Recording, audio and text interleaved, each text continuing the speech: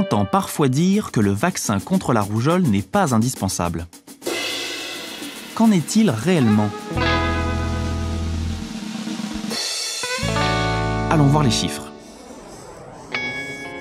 Chaque personne atteinte de la rougeole peut contaminer entre 15 et 20 personnes. C'est l'une des maladies infectieuses les plus contagieuses du monde. Seul un taux de vaccination de 93 à 95% de la population permet d'empêcher la propagation du virus.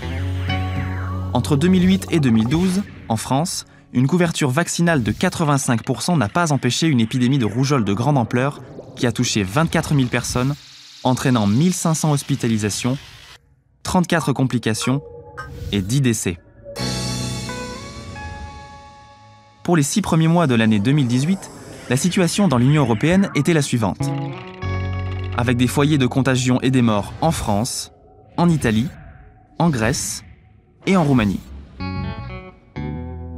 Lors d'une épidémie de rougeole, entre 14% et 21% des personnes infectées connaissent des complications allant jusqu'à des pneumonies virales ou bactériennes, et on compte entre 1 et 10 décès pour 10 000 personnes atteintes de rougeole. Ces chiffres sont à comparer aux effets indésirables du vaccin, qui sont plus de 10% des personnes ont une réaction cutanée à l'injection, entre 1 et 10% présentent des symptômes de douleur et de fièvre, une personne sur 450 000 manifeste une allergie grave. Et à ce jour, on compte 0 décès des suites d'une vaccination contre la rougeole.